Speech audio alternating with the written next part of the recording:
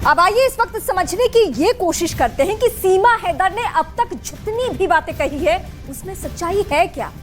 बिल्कुल, अगर सीमा हैदर की कहानी की शुरुआत से बात करें तो सबसे पहले नोएडा पुलिस ने सीमा से पूछताछ की, उसको गिरफ्तार किया गया और जो ये कड़ियां हैं एक एक करके जुड़ती चली जाएंगी और आगे हम आपको बताएंगे कि जब मीडिया में वो इंटरव्यू देती है फिर क्या होता है। देखिए, पूछताछ होती है, उसके बाद सीमा को कोर्ट से जमानत भी मिल गई, जिसके बाद सीमा ने कई मीडिया चैनल्स को मीडिया में इंटरव्यू दिया और उसी दौरान सचिन मीणा ने भी सीमा से जुड़े सवालों का जवाब मीडिया के सामने दिया। और ठीक यही वक्त था जब दोनों के ऊपर शक गहराता गया और इसमें और क्या हुआ, सचिन मीणा से पूछताछ हुई, उधर पाकिस्तानी जांच एजेंसी भी कुछ ऐसी इंफॉर्मेशन लेकर सामने आ गई कि यहाँ जो एटीएस है यूपी एटीएस, उसके कान खड़े हो गए कि जरूर कुछ बात है और अभी सेफ हाउस में रख के उससे पूछताछ हो रही है। तो बिल्कुल यूपी एटीएस ने भी सीमा हैदर से कड़ी पूछताछ की और एक एक करके आप इन कड़ियों को अगर जोड़ेंगे किस तरीके से नोएडा पुलिस की पूछताछ होती है और आखिर में अब ये पूछताछ यूपी एटीएस करती है, जिसके बाद अब सीमा हैदर को सेफ हाउस में रखा गया है, सीमा हैदर के साथ सचिन को भी रखा गया है। लेकिन अब कई तरह के कनेक्शंस खंगाले जा रहे हैं कि आखिर सीमा सच बोल रही है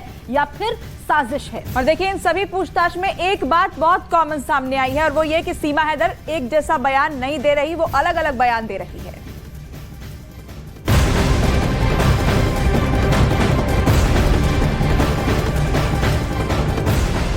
सीमा दो देशों की सीमा को लांघकर हिंदुस्तान तो पहुंच गई। हिंदुस्तान आकर उसने बताया कि कैसे वो सचिन मीणा से आज से नहीं पबजी के टाइम से बातें कर रही है और उसे बड़ा अच्छा लगा और वो यहाँ चली आई। लेकिन अभी भी कई बातें ऐसी थी जिस पर जांच होनी जरूरी थी। एटीएस ने जांच की, पहली नजर में ये प्रेम प्रसंग नजर आया, लेकिन अभी भी सीमा की मुश्किलें कम नहीं हुई क्योंकि वो अवैध तरीके से भारत में दाखिल हुई है। ऐसे में प्रेम प्रसंग से जुड़ा मामला जरूर, लेकिन इस मामले में जरूर सीमा पर केस चलेगा और कार्रवाई होगी और इतनी आसानी से उसे पाकिस्तान डिपोर्ट नहीं किया जाएगा।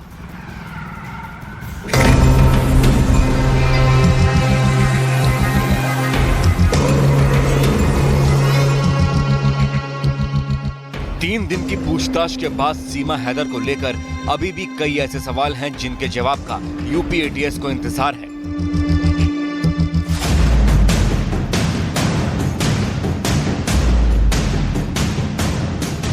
यूपी एटीएस सीमा और सचिन से पूछताछ कर रही है। इस दौरान कई खुलासे हुए हैं।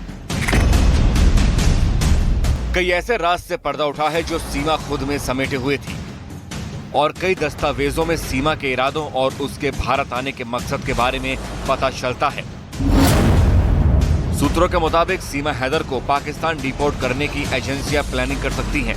इसके पीछे वजह सीमा का अवैध तरीके से भारत आना है। सूत्रों के मुताबिक सीमा हैदर के खिलाफ अब तक की जांच में जासूसी के सबूत तो नहीं मिले हैं, लेकिन सीमा गुलाम हैदर जिस तरीके से अपने चारों बच्चों के साथ दुबई होते हुए नेपाल के रास्ते भारत में दाखिल हुई थी और बिना परमिशन सचिन मीणा के घर में रही, वो पूरे तरीके से अवैध है।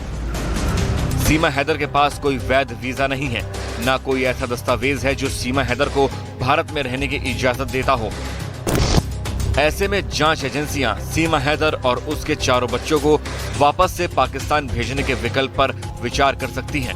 हालांकि इस कार्रवाई से पहले जांच एजेंसियां हर तरीके से अपने संदेह को पुख्ता करने की कोशिश करेंगी। जैसे सीमा के पास मिला अवैध आधार, सीमा के पास मिले 6 पासपोर्ट, सीमा के पास मिला टूटा मोबाइल, सीमा के पास मिले सिम, सीमा का दुबई कनेक्शन, सीमा का भारत आने का रूट और सीमा के सर्टिफिकेट में अलग अलग उम्र।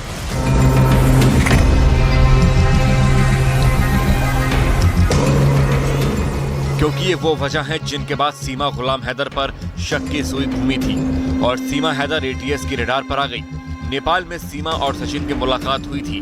दोनों कई दिनों तक नेपाल के होटल में पति पत्नी का रिश्ता बताकर रुके थे और नेपाल में ही दोनों शादी करने का दावा भी कर रहे थे।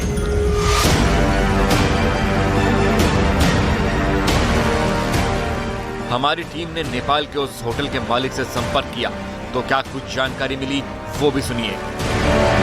शाम को निकलते थे मैडम, दिन भर रूम में रहते थे और सुबह और शाम को थोड़ा वो लोग बाहर निकलते थे। तो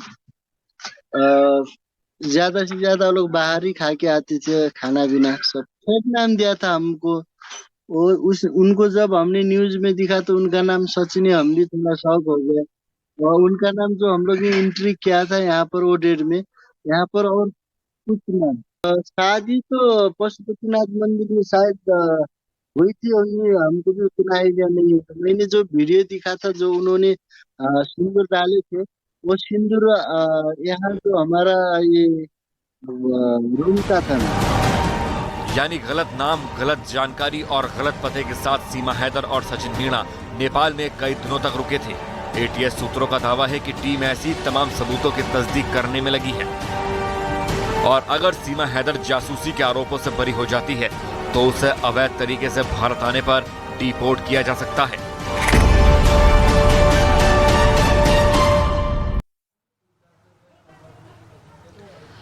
सीमा हैदर का निकाह पाकिस्तान में हुआ, लेकिन शादी उसने रचाई नेपाल के पशुपतिनाथ मंदिर में। ये हम नहीं कह रहे, ये खुद सीमा हैदर ने हमारे कैमरे के सामने कहा था। लेकिन हम जब नेपाल पहुंचे, हम उस पशुपतिनाथ मंदिर पहुंचे, तो हमने तो कुछ और ही सुना। हमारे सहयोगी दीपक बिष्ट की रिपोर्ट आप देखिए, जब वो पशुपतिनाथ मंदिर पहुंचे। ये वो रजिस्टर है, इस रजिस्टर की हम बात कर रहे थे न्यूज़ 18 इंडिया पर। हम इसको जांचने के लिए हिंदुस्तान से नेपाल में इसलिए आए हैं क्योंकि हमें इस रजिस्टर की असलियत चाहिए थी। क्योंकि ये जो रिकॉर्ड रूम है, यहाँ पर अभी जो लोग थे, यहाँ पर जो स्टाफ के लोग थे, उन्होंने यही जानकारी दी। क्योंकि कोई भी नहीं बताना चाहता कि वाकई में यहाँ पर क्या हुआ था। लेकिन जो स्टाफ था उन्होंने हमें जानकारी दी, और ख़ासतौर से न्यूज़ 18 इंडिया ने ये आपको दिखाया कि इस रजिस्टर में कोई भी नाम नहीं है। सीमा हैदर का भी नाम नहीं है, सचिन का भी नाम नहीं है। और जब क्या वो दूसरे नाम से शादी कर सकते हैं, ऐसा जब हमने यहाँ पर पूछा तो ये भी इसकी जांच चल रही है। हालांकि क्या एटीएस की टीम यहाँ आई थी? अभी तक नहीं आई है। अच्छा, एटीएस की टीम भी यहाँ पर नहीं आई।